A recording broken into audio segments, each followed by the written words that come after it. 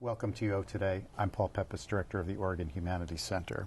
My guest today is John Arroyo, Assistant Professor in the School of Planning, Public Policy, and Management at the University of Oregon. Prior to joining the faculty in fall 2019, Arroyo was an Andrew W. Mellon Fellow in Latino Studies at the School for Advanced Research in Santa Fe, New Mexico. Arroyo is a scholar and practitioner of urban planning, migration studies, Latinx studies, and cultural policies. He's interested in the social, cultural, and policy dimension of immigrant-centered built environments and urban design practices.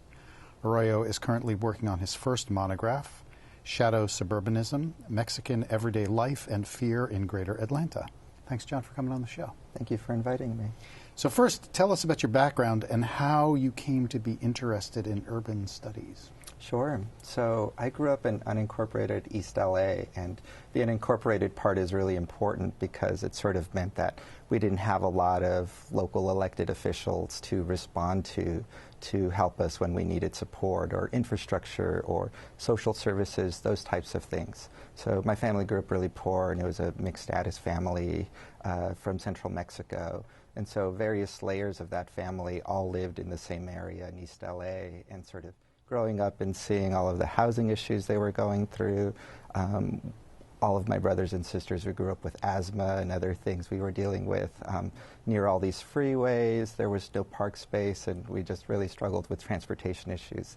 And so that just made me realize in high school, when I went to a mixed high school, started seeing more of LA, that not every neighborhood looked the same. And I had a lot of questions about that. It led me to sort of a career of public service for a while, and now in research. So what inspired you to go from public service into research? What happened there? So I was working for the city of Los Angeles for a while, and the county of Los Angeles, and other planning-related jobs.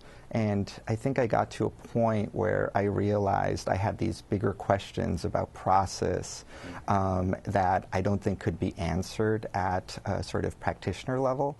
And so everyone kept saying, you're going to end up back in school. And so I did. And I never thought I was going to leave Los Angeles until I did. And then I started going everywhere else and started seeing how a place like Los Angeles in my neighborhood compares to other places, and came back with lots of ideas, but also thoughts about how this really can be a critical investigation in many ways. So one of the things that I personally found interesting about your work is how interdisciplinary it is. So you're an urban planner, you study urban planning, but you've also got this humanities thing, an arts thing going, and some social science, anthropology.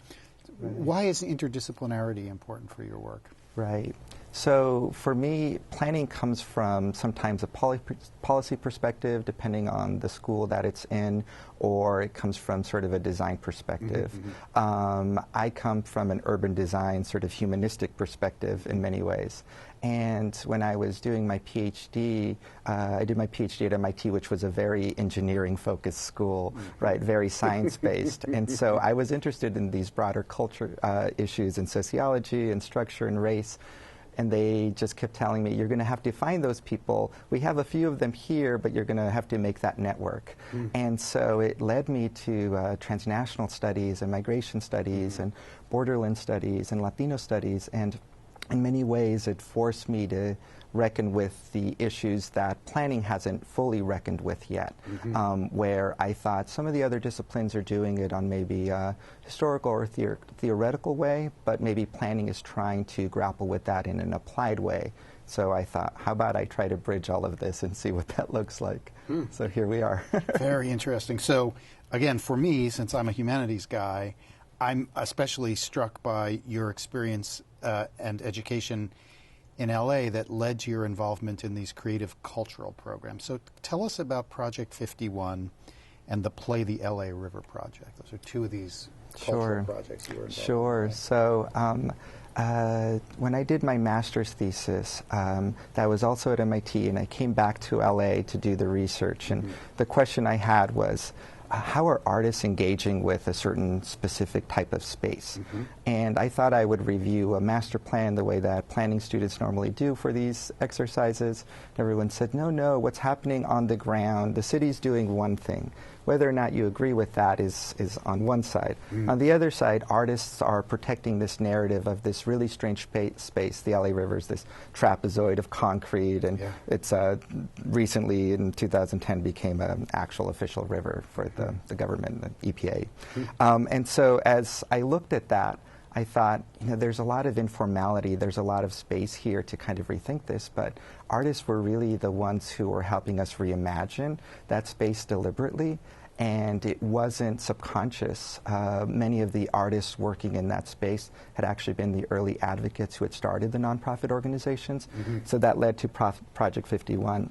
Where it was a group of people, and actually someone here at U of O, Stephanie Lemanager, was a part of this early on, and several other people from UC schools and other schools, and they basically decided, how could we engage people in a space that they've been told they shouldn't go to or it's illegal to go to?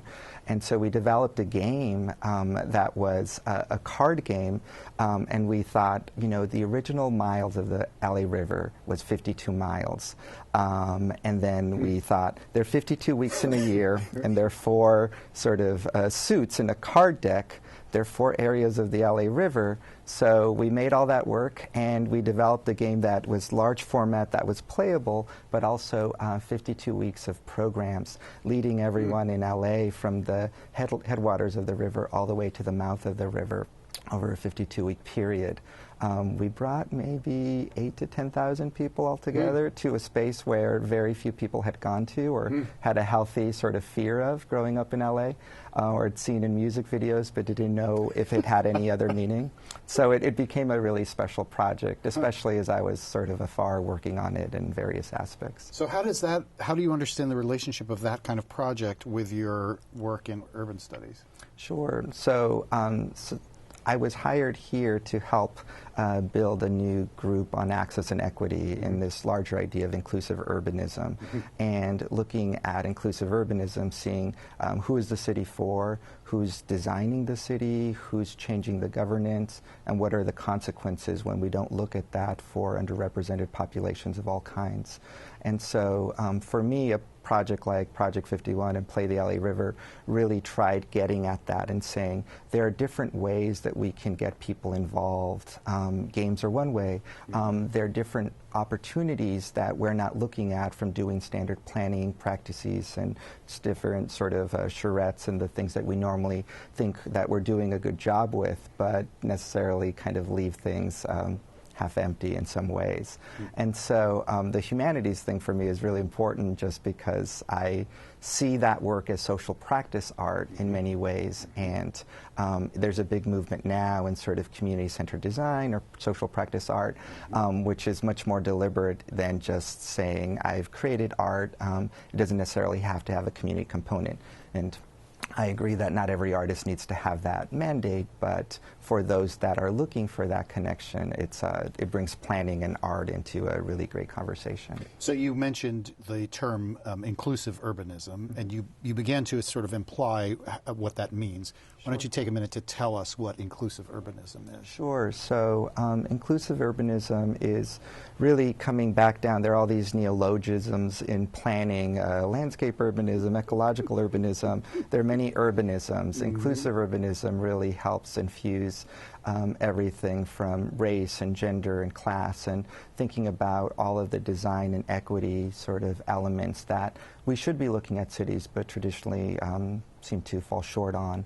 And so the University of Oregon in 3PM here is making a real deliberate effort to make ourselves the center of where you would study that. And Oregon being a really interesting place to think about that, given the history of Oregon, sort of diversity issues in Oregon.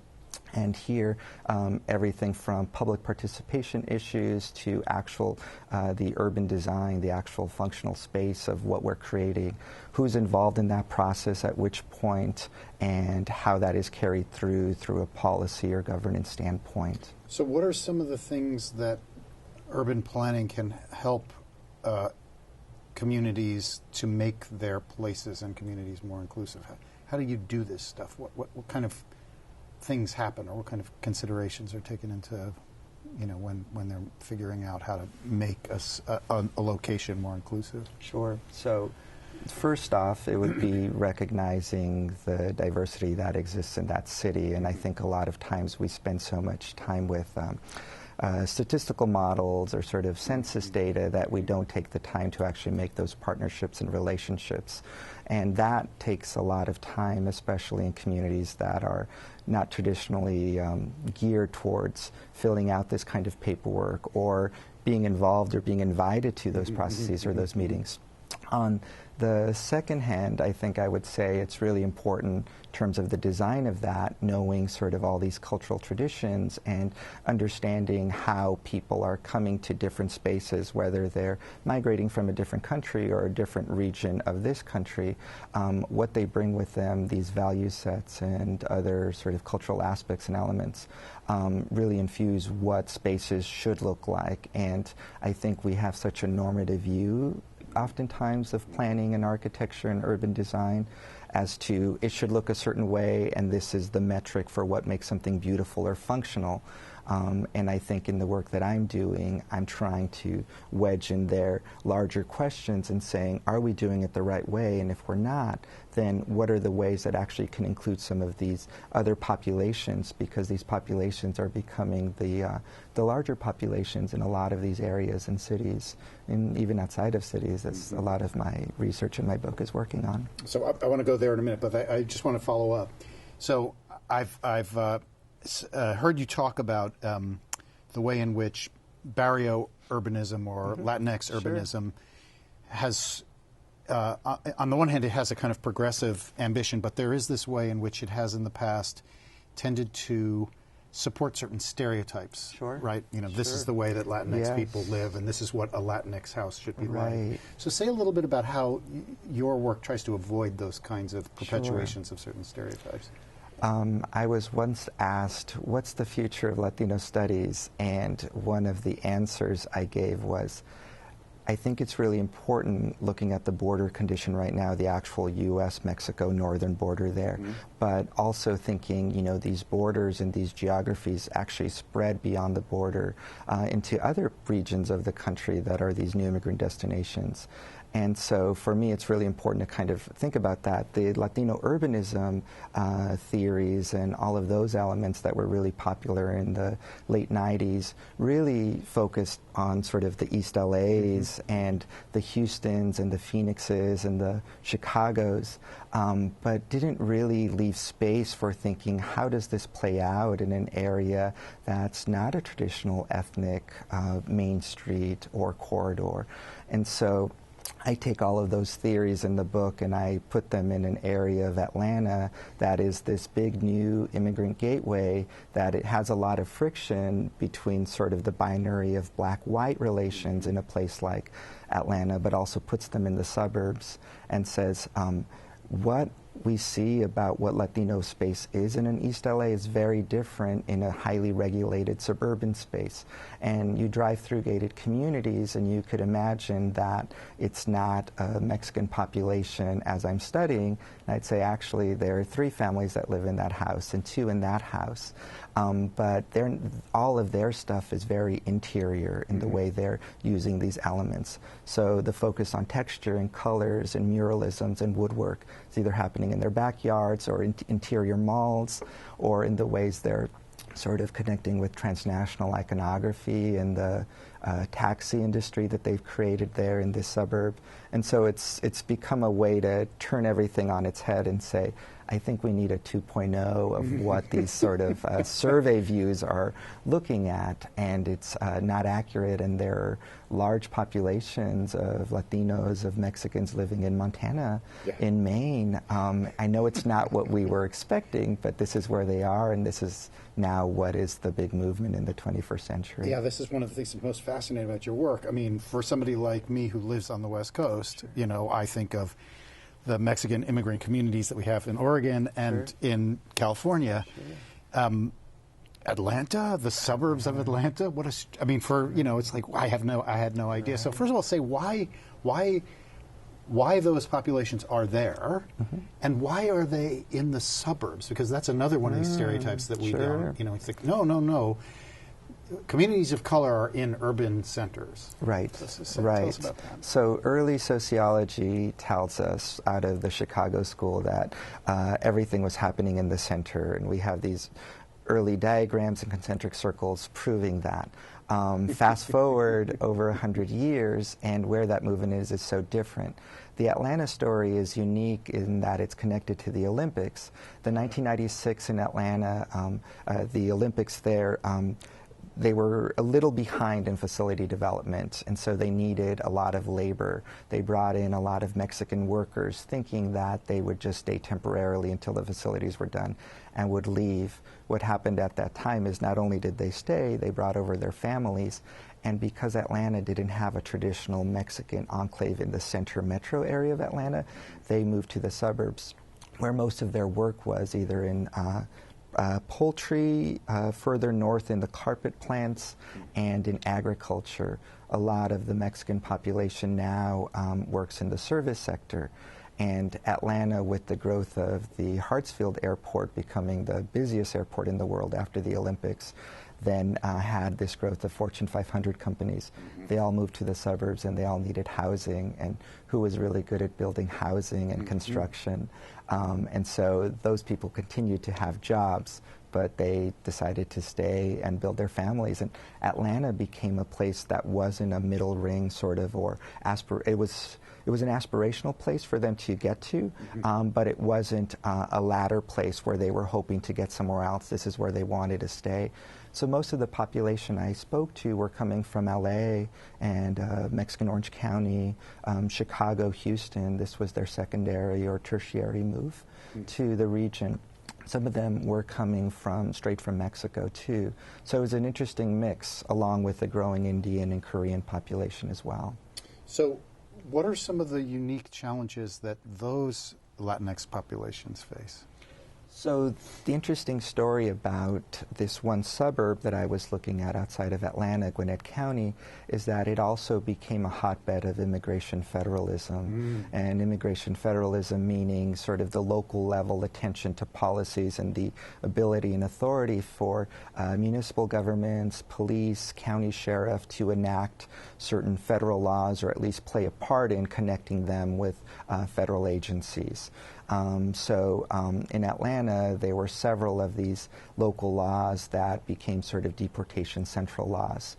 And so there's a large facility, the Stewart Detainment Center there, outside of Atlanta, maybe 2 hours south. And so this would allow people broken taillights. A traffic infraction would immediately start the process to get you deported. And this, the New York Times a few years ago, 2 years ago, wrote a story on how this county was sort of the future of local level immigration law, and how other states were copying this county in what they were doing. Some of them has to deal with E-Verify, document status, things like that. Others were anti-immigration housing ordinances, or looking at bloodline connections. So people in municipal governments checking families that had too many cars and seeing whether or not they were extended family or actually direct immediate family. So there were a lot of ordinances with the rise of the population that were commensurate with the rise of new ordinances that were about beautification, about the way certain cities should look like, and those didn't factor in the cultural needs of the new population. I know I saw a statistic on a talk that you gave about the incredible growth in the amount of deportations resulting from traffic violations. Right. That became one of the major ways that they would identify as people. It was about 30% years ago. Now it's about 70%. It's the complete opposite. And so Mexican immigrants in Atlanta, documented and undocumented, live in great fear. And the book is called Shadow Suburbanism because it shows how they're, amidst all of this fear, are still persevering and manifesting different agencies. And I tend to see in all the research that's been done that a lot of the work that we do on immigration here tends to be about political incorporation or religious incorporation or economics contributions, things like that. But we rarely look at how the built environment changes, and how immigrants change space. So tell us a little bit about what you found in the suburbs of Atlanta about those things. One of the most interesting finds was the the amount of work that had gone into building these sort of shadow cities and shadow infrastructure. So some of the mobile home parks were very close to other city services, libraries, pharmacies, things like this, local health clinics. They were so afraid to leave their own home, rightfully so, and they would communicate with WhatsApp and other messaging services as raids were happening on different intersections. And so Atlanta was definitely a place where getting in your car to do anything could mean a complete upending of your life. So a lot of these groups would self-select to work on, we're going to build our own local library here in our community where we live. It's Spanish only. One of the greatest findings was the growth of the sort of Latina taxi industry there. And so depending on certain markets that had a regional focus in different states of Mexico, people would go there because there wasn't a lot of social service to assist them in this county. And the ones that did exist were really overburdened. So they'd go there and they'd be able to find jobs, information center, and they sort of acted as community centers, not just commercial centers.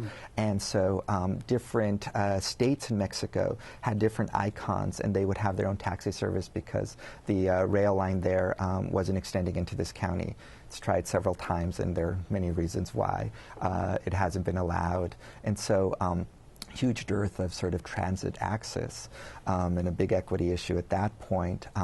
Different social service centers starting shuttles, families starting their own transportation, vans and buses. On the housing side, that was really fascinating in the ways that people were building sort of some of their own self-serve housing. It brings in some other sort of life safety issues too, because they're doing that. Sometimes it's sanctioned, sometimes it's not. The ways they were building sort of their backyards with medicinal plants to share with some of the other Mexican communities. And so people were really struggling to find each other and figure out what was the need that the cities or the county wasn't serving. And because many of them were undocumented, they didn't have the ability to have the transnational geographic actual connection to go back to Mexico. So they created those villages and those needs there in Atlanta in a shadow way where planners could drive through most of this county and not know that any of this was happening. Fascinating, really fascinating. So you did your master's work focused on LA. Your PhD work is focused on these suburbs of Atlanta. So now you're here in the state of Oregon. Right. So tell us what you're finding or what you're planning to do in this context where we are. Sure. I used to come up to Oregon a lot for concerts and music, coming up from LA and really interested in the music scene here in the late 90s. And I knew coming into this that Oregon was more than meets the eye. There is definitely a certain narrative about Oregon not being as diverse, and that has definite merit. But there's a lot happening here with populations, a sharply declining black population that's still doing a lot of wonderful work to fight gentrification in places like Portland. And so I'm working on a project related to that. The Mexican population up here, another Latinx immigrant population, has sort of version 2.0 from the California chapter. That chapter is about agriculture. This chapter is about wineries and salmon fisheries and timber and sort of the abuses that a lot of those industries also have. And so I'm really interested in looking at what the New Immigrant Gateway sort of phenomenon looks like here, and a broader Pacific Northwest sort of Rockies. I'm really interested in Idaho also, and the New York Times just did a really interesting article about the Yakima Valley and New Mexican migration there and all the tensions in these small cities there in southern Washington, and even Alaska being a really large new center of new immigration with booming tourism there and film production. And so I'm really interested in looking at sort of some of the rural organizing work that's happening here, and also sort of rural park planning and land use with a lot of these immigrant groups too. And even thinking about sort of what that looks like in what a medium-sized city might look at, comparisons between places like Eugene and Spokane and Anchorage and Boise that are all about 250, 300,000 population. So it completely reframes what large city is, because Eugene, for most of the Willamette Valley, is a large city magnet. and it's a small city with a lot of big city issues. And I think there's a lot of this happening, but you can walk around Eugene and not necessarily see an immigrant sort of condition, which I think does exist, and it's on the periphery in the shadow ways, much like the Atlanta story is. So tell us about the program that you've come to help create in PPM here. Sure. So there's several faculty related to this and other faculty with interests in access and diversity. And so we're doing a lot to infuse more of the access and diversity experiences and the work that we've done into our classes. We have a requirement on public participation now. I'm teaching a class on green cities right now, undergraduate class, that's pushing the narrative on what green means, especially in a place like Oregon, looking at topics of green gentrification and the strategies a lot of places have used that can seem very sort of easy or sanguine in some ways, but actually have maybe other strategies involved that may not be fair or equal in many ways. And so we're starting a new PhD program as well, and exploring how to make all of these connections both for researchers and new researchers or professors or practitioners. So what's this PhD program in? It would be a PhD in planning, public policy, and management, and it combines all of our 3 different main disciplines and program groups there. Very interesting. So we just have a couple of minutes left. This will be my last question. So I recently had the opportunity and the pleasure of interviewing Helena Maria Viramontes, the author of the celebrated novel Under the Feet of Jesus that was this year's U of O Common Reading Book. Fascinatingly, she's your cousin. So when she was here, did you get a chance to spend some time with her? We did, yes. It was such an interesting coincidence. It had nothing to do with this. I received a link last spring saying, so look, what's the Common Reading book? And I said, oh, Common Reading. And I thought, oh, it's related to my family's history. And although it's a work of fiction, there's my grandmother was Petra, and it's one of the characters in the book. Oh, yeah. And Elena was best friends and grew up with my mom. And so it was really nice to go to all the events that were planned here and some of the public events in the city, Eugene Public Library, see the community groups get together, and also really talk about this from sort of an Oregon perspective, which I think it's a real big thing here, and people really want to talk about. And she shared some stories that she's been working on about my mom and them growing up, and I've heard a lot of these, so it was nice to see this written down. And it was just a really special way to start, being my first year here at the University of Oregon. Well, that was it's been a real pleasure talking to you, John. Welcome to the University of Oregon. Thank you. Good luck with all the interesting work that you're doing. It sounds completely fascinating and really timely. Thanks for stopping by. Thank you, Paul. I've been speaking with John Arroyo, Assistant Professor in the School of Planning, Public Policy, and Management at the University of Oregon. Thanks so much for watching.